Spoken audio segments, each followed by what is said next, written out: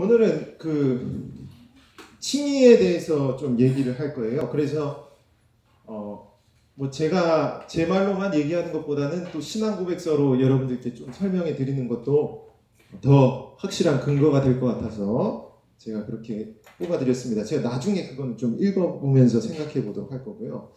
일단 제가 칭의를 좀 대략적으로 이렇게 설명을 해드리면 원래는 이신칭의라고 하거든요. 이신칭의라는 이 개신교회의 중요한 교리가 있습니다. 우리 학교 교수님 중에 누구라고 얘기하지는 않겠습니다. 그분의 아버지도 교수님이었거든요. 근데 그분의 아버지가 그 아들 교수님을 이제 이름을 지어줄 때 이신칭이라고 지으려고 했다 하더라고요. 그러니까 그러면 신칭이야 뭐 이렇게 불러야 되는데 그래서 이제 사모님이 극구로 반대를 해서 그래서 겨우 이렇게 안 지었다고 이렇게 하더라고요. 근데 이신칭이라는 이 교리가 그만큼 사실 중요한 겁니다. 이게 되게 종교개혁의 가장 중요한 원인이 되었던 교리 중 하나가 바로 이신칭이기 때문에 그래서 이제 사실 이게 되게 중요한 겁니다. 이름으로 지으려고 생각했을 정도로 중요하다는 거죠. 그래서 이게 무슨 뜻이냐? 그냥 간단하게 말씀을 드리면요. 일단 믿음으로 의롭다 라고 칭하다입니다.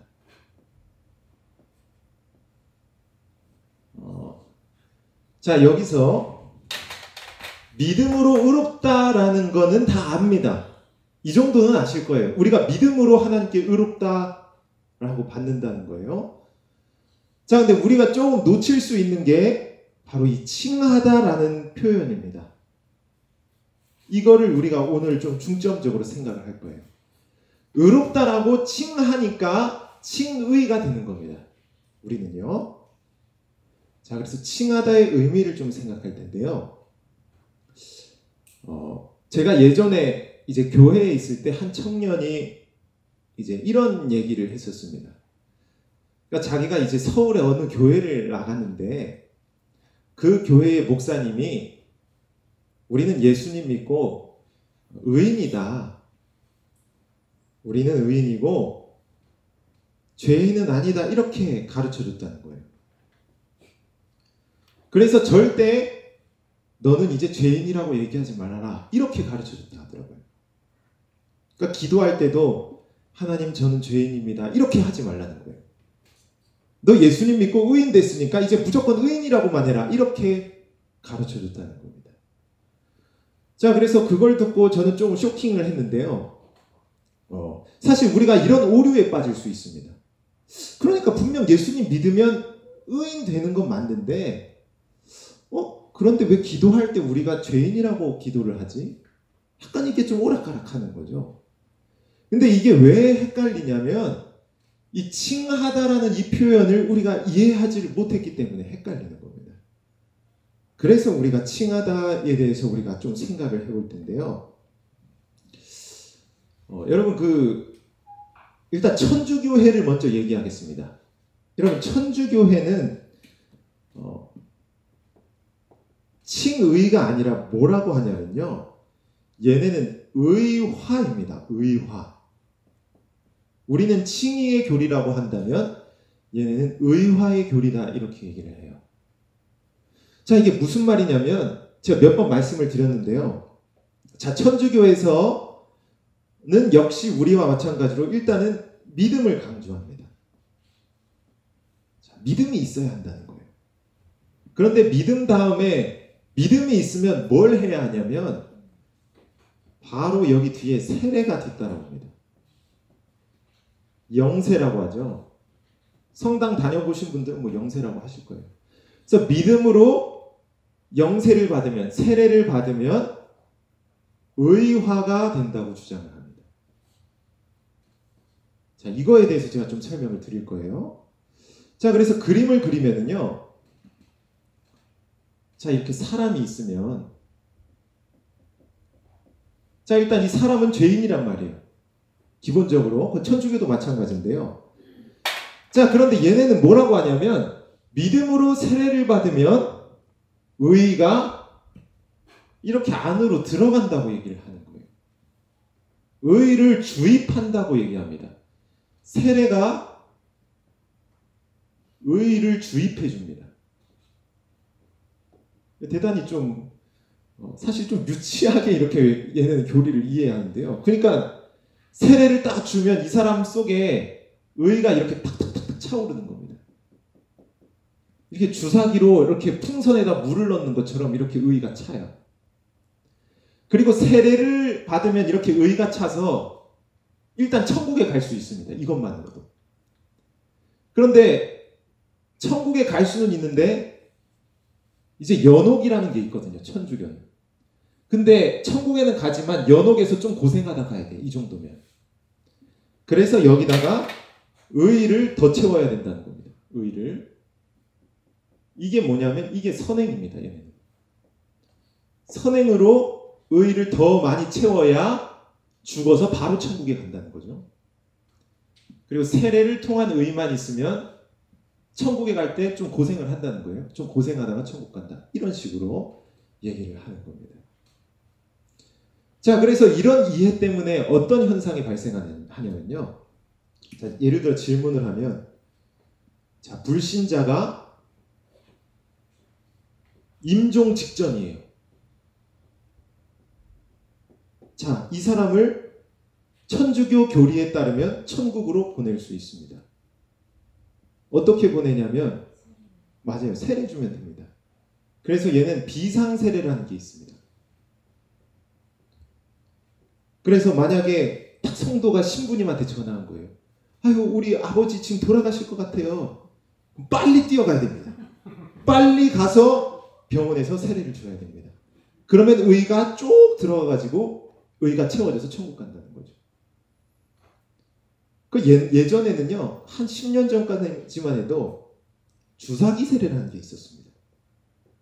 이게 뭐냐면 폐하가 죽을 것 같아. 그럼 주사기로 물을 넣어주는 겁니다. 뱃속에. 그러니까 어쨌든 물을 넣어줘서 세례를 주면은 천국 갈 수 있다는 거예요. 그래서 이게 천주교 교리의 이 이해 자체가 뭐냐면요. 항상 이 의라는 게 영적인 거잖아요. 보이지 않는 건데 이걸 항상 보이는 걸로 바꿔버립니다. 그러니까 의가 사실상 물이에요. 물로 바꿔서 물 뿌려주면 그게 의인 것처럼 이렇게 얘기를 하는 거죠.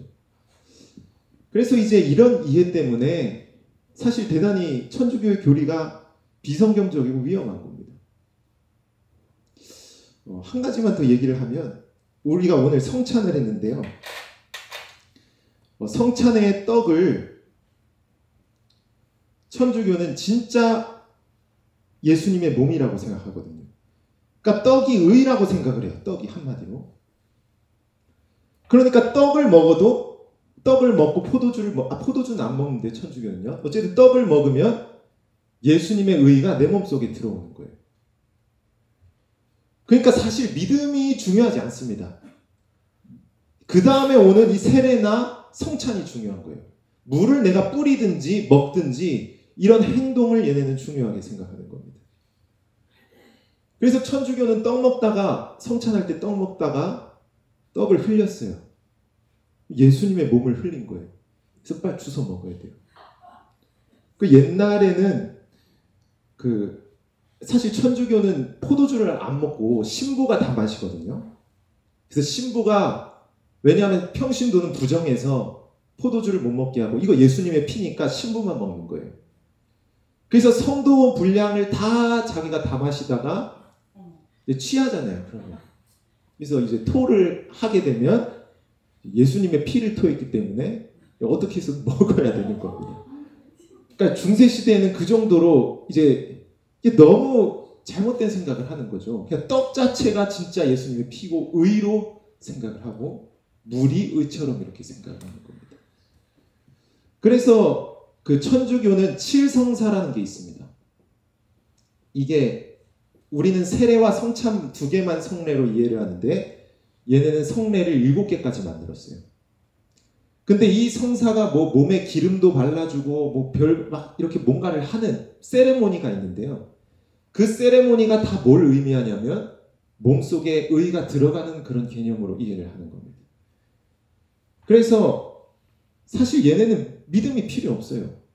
그냥 뭐 물을 뿌리든지 떡을 먹든지 뭔가를 하면 되는 그런 식의 사고를 가진 거죠.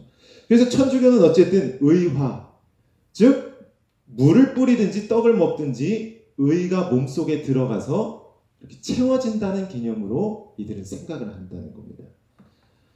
자, 그러나 우리는 이러한 이 비성경적인 이렇게 타락한 이러한 교리들을 다 배격하고 이 종교개혁자들이 성경을 중심으로 새롭게 교리를 정리를 했는데요. 그게 바로 의화가 아니라 그렇죠, 칭의라는 겁니다. 칭의. 자, 칭의는 어떤 도식이 있냐면 역시 믿음이 먼저 시작이 되죠. 자, 믿음으로 세례를 먼저 받는 게 아니라 먼저 칭의를 받는 겁니다. 믿음이 우리를 의롭다라고 불러주는 거예요. 의인의 자격을 바로 믿음이 주는 겁니다. 그리고 칭의 다음에 세례가 있고 그 다음에 세례 받은 자가 이제 성찬을 하는 거죠. 그래서 우리는 세례가 의롭게 해주는 게 아니라 세례는 표식입니다. 표식.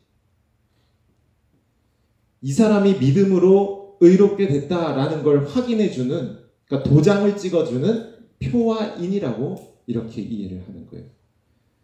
그러니까 세례 자체가 우리를 의롭게 해주는 게 아닙니다. 믿음으로만 의롭게 되는 겁니다. 믿음으로 의롭게 되고 그 의롭게 된 사람에게 세례를 줘서 이 사람은 하나님의 백성이다라고 탁 도장을 찍는 거예요. 그리고 성찬도 마찬가지입니다. 성찬이 의롭게 해주는 게 아닙니다. 물론 성찬이 우리의 믿음을 더 강하게 해주기는 하지만 성찬 자체를 의의 도구로 생각을 하지 않습니다. 우리는요. 그거를 잘 이해하시고요. 그래서 이 칭의라는 개념이 결국 이것도 역시 그림을 그려보면요. 자, 이게 사람이고 자, 하나님이 있어요. 하나님. 자, 그러면 자, 사람은 일단 죄인이라는 거예요. 죄인. 자, 우리는 죄인인데 우리는 이 사람 속에 뭐 의를 집어넣고 이런 게 아닙니다. 우리는 하나님께 나아갈 때 일단 죄인으로 나아가는 거예요. 죄인으로. 그런데 이 사이에 누가 있냐면 그래요. 예수님이 있는 겁니다. 구주 예수님이. 그래서 예수님을 통과해서 우리가 의인이 되는 거예요. 이거는 신분의 변화입니다. 신분. 자, 그래서 하나님이 예수님을 안 보시고 나를 직접 보시면 나는 죄인입니다. 그러나 하나님이 예수님을 통해서 나를 보시면 나는 의인이 되는 거예요. 그래서 우리는 예수님을 믿음으로 의인이 되는 겁니다. 나라는 사람 자체만 보면 나는 죄인이에요. 그런데 예수님을 믿음으로 내가 의인의 신분을 얻는 거예요. 그래서 천주교회의 의와 우리의 의의 차이는 천주교는 상태적 의라고를 얘기를 하는 거예요. 상태적 의. 그러니까 나의 상태, 나의 몸속에다 의를 집어넣는 그런 의를 말하는 겁니다. 그러나 우리 개신교는 법정적 의라고 얘기를 합니다. 성경에 보면 법정 개념이 상당히 많이 나와요. 즉 나의 상태는 죄인이지만 예수님을 통해서 하늘 법정에서 나를 의인으로 판결을 내려주신다는 거죠. 그래서 나 자신을 볼 때 나는 죄인이고 나는 부족하고 연약하지만 내가 예수님을 구주로 고백함으로 말미암아 하나님 앞에서 내가 의인이라고 불리게 된다는 거예요. 그래서 항상 우리는 예수님을 중심으로 나의 신분이 변화가 되는 이런 법정적 의의를 말한다는 것을 우리가 기억해야 합니다. 그래서 칭의라는 거예요. 의롭다라고 판결해 주시는 것, 칭해 주시는 겁니다. 이거를 여러분들이 오늘 기억하시면 될 것 같습니다. 그래서 종교개혁자 마틴 루터는 우리가 의인이면서 동시에 죄인이라고 얘기를 했습니다. 근데 그게 왜 그런 얘기가 나오냐면 그러니까 상태는 죄인이지만 하늘 법정에서는 우리가 의인의 신분을 얻었다, 이렇게 이해를 하는 거예요. 그래서 우리의 인생을 제가 그래프로 좀 그려보면요, 이게 뭐 그렇게 정확하다고 뭐 얘기할 수는 없지만 좀 쉬운 이해를 위해서 말씀을 드리는 겁니다. 이제 이 Y축이 위에가 의이고 이게 이제 인생이라고 한다면요, 우리가 예수님을 안 믿을 때는 아니다. 자, 여기서 파란색은 이제 신분이고 빨간색은 상태로 이렇게 보면요, 우리가 예수님을 안 믿을 때의 우리의 신분은 어쨌든 죄인이라는 거예요. 계속 죄인입니다. 그러다가 우리가 예수님을 믿었어요. 예수님 믿음. 그러면 예수님을 통해서 우리의 신분은 곧바로 의인의 신분에 도달을 하는 겁니다. 의인. 그래서 이 의인은 결국 천국에 도달하게 되는 거예요. 이 신분 자체는 예수님 때문에 우리가 이렇게 변하는 거예요. 그러나 실제로 우리의 상태는 예수님을 믿었을 때 이제 성화의 과정을 거치면서 의로워졌다가 또 죄지어서 추락했다가 또 좀 의로워졌다가 추락했다 하면서 이렇게 반복하는 이러한 인생을 우리가 살게 되는 거죠. 이걸 성화의 삶이라고 하고 우리의 상태라고 할 수가 있습니다. 그래서 사실 하나님 앞에서는 예수님 때문에 우리가 의인의 자격으로 계속해서 우리의 인생이 이어지게 되지만, 그러나 나 자신의 상태를 바라볼 때는 성령의 능력으로 우리가 성화가 되기도 하고 또 때로는 죄로 우리가 실패하기도 하고 하면서 왔다 갔다 하는 그런 인생을 산다는 거예요. 그래서 우리는 사실 의인의 신분을 얻었다는 사실에 있어서 하나님께 감사해야 하지만, 그러나 우린 교만해지지 말고 우리 자신이 아직도 우리의 상태를 바라볼 땐 연약하다는 사실을 깨닫고 항상 겸손한 마음을 품어야 하는 거예요. 그리고 무엇보다 우리는 누군가를 비방하는 이러한 신앙을 가져서는 안 된다는 거예요. 그러니까 저 사람은 뭔가 더 성화가 됐어. 저 사람은 더 착하고, 나는 더 착하고 저 사람은 악해.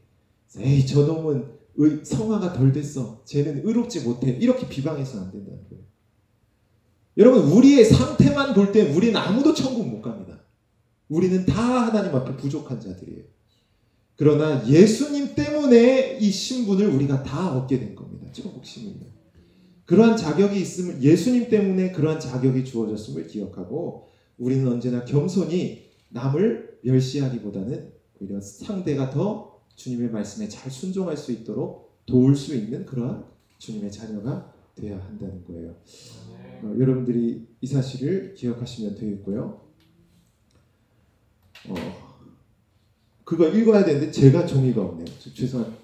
네, 감사합니다. 네, 그래서 웨스트민스터 신앙고백서 11장에 나오는 칭의인데요. 일단 제가 설명을 좀 드렸기 때문에 그렇게 어렵지 않을 거예요. 그래서 제가 밑줄 친 부분만 이렇게 읽고 그리고 제가 조금씩 설명을 해드리도록 하겠습니다. 제일 위에 있는 1번의 그 칭의는 여기 밑줄 친 부분 한번 다 같이 읽어봅시다. 시작. 칭의는 의를 그들에게 주입해 줌으로써가 아니라 그들의 죄들을 용서해 주시고 그들의 인격을 의로운 것으로 간주하여 용납해 주심으로써 되는 것이다. 아멘. 자, 여기 보면 주입해 줌으로써가 아니라, 왜 이런 얘기가 나오냐면 이거 천주교 때문에 이런 얘기를 넣은 거예요. 그러니까 천주교는 그 주사기로 막 넣는 그런 의를 얘기하기 때문에 그게 아니라 우리의 죄를 용서해 주시고 의로운 것으로 간주해 준다는 거죠. 그러니까 하늘 법정에서 우리의 상태는 죄인이지만 우리를 의롭다라고 간주, 그러니까 칭해 주시는 걸 얘기를 하는 겁니다. 이게 칭이에요. 자, 그리고 밑에 그 믿음은, 그거 다 같이 읽어봅시다. 시작. 믿음은 그들 자신에게서 나온 것이 아니고 그것은 하나님이 주시는 선물이다. 아멘. 자, 우리의 믿음이라는 것은 우리의 의지를 가지고 믿는 게 아니에요. 거기서 출발하는 게 아니라 성령께서 우리 안에 오셔서 우리에게 믿음을 주셔서 칭의를 받게 하시고 또 성령이 성화를 할 수 있도록 우리를 도우시는 거예요. 그래서 모든 게 하나님의 은혜라는 거죠. 우리의 힘으로 하는 게 아니라는 겁니다. 자, 그리고 4번의 첫 번째 줄 읽어봅시다. 시작. 하나님께서는 영원전부터 택함 받은 모든 사람을 의롭다 하시려고 작정하셨다. 아멘. 자, 이거는 이제 예정론에 해당을 하는 거죠. 그러니까 하나님은 이 시간을 초월하신 분이에요. 그래서 시간 밖에 계시기 때문에 이미 시간 밖에서 어떤 사람을 의롭게 하실지 다 정하셨다는 거예요.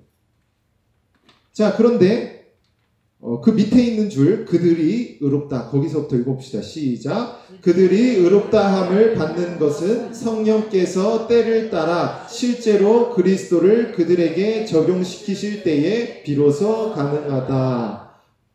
자, 그러니까 시간 밖에 있는 하나님의 뜻 안에선 다 정해졌지만 실제로 시간 안에서는 우리가 예수님을 믿은 그때부터 우리의 의인이란 자격이 딱 시작된다는 거예요. 그거를 얘기하고 있는 거예요. 자, 그리고 5번 첫 번째 줄 읽어봅시다. 5번 시작. 하나님께서는 의롭다함을 받는 자들의 죄들을 계속해서 용서해 주신다. 자, 이거 중요해요. 자, 내가 예수님 믿고 의인의 신분을 얻었어. 아, 그래, 그러면 이제 나 마음대로 살아야지. 나 계속 이 신분 되니까. 이렇게 생각하면 안 된다는 거예요.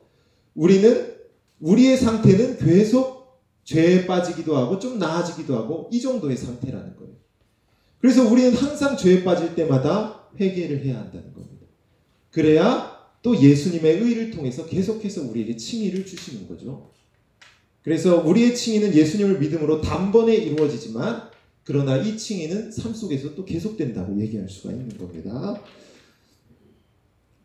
자, 그리고 두 번째 줄부터 그 마지막 줄까지 우리가 쭉 읽어봅시다. 시작. 칭의의 상태에서 결코 탈락될 수는 없지만 그들의 죄들로 말미암아 하나님의 부성적인 노를 살 수 있게 되며 그들이 자신들을 낮추어 그들의 죄들을 고백하고 용서를 구하며 그들이 믿음과 회개를 새롭게 하기 전에는 그들을 향한 하나님의 노여움이 풀리지 않게 된다. 아멘.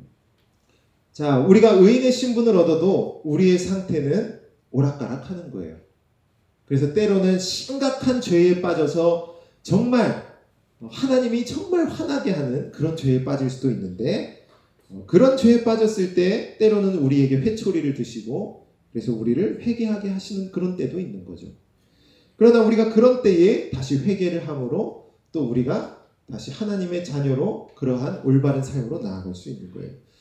그래서 어쨌든 칭의라는 것은 하나님의 뜻 안에서 다 정해진 거지만 우리의 인생의 우리의 시각에서 볼 때 그것은 사실 때로는 좀 의롭게 살 때도 있고 의롭지 못하게 살 때도 있는 그렇게 오락가락하는 인생이 사실 우리의 인생이라는 거죠.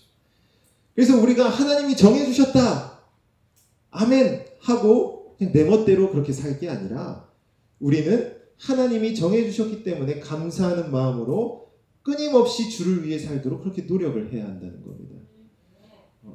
여러분, 성화라는 것은 칭의의 열매입니다. 그러니까 칭의를 받은 사람은 반드시 성화의 삶을 살게 되어 있습니다. 그렇기 때문에 나는 성화의 삶에 대한 사명감을 가져야 하는 겁니다. 나에게 그 사명감이 없으면 사실 칭의가 없는 거예요. 내가 착각한 걸 수도 있습니다. 그렇기 때문에 내가 정말 하나님께 의롭게 됐다라고 생각을 하면 나는 변화된 삶을 위해 끊임없이 애쓰고 힘쓰는 삶을 살아야 하는 것이죠. 우리가 그러한 의무감을 가지고 올바로 살아야 한다는 겁니다. 여러분들이 오늘 내용을 기억하시고 이 칭의에 대해서 잘 생각하시고 하나님께 감사하는 우리 모든 성도님들이 되시기 바랍니다.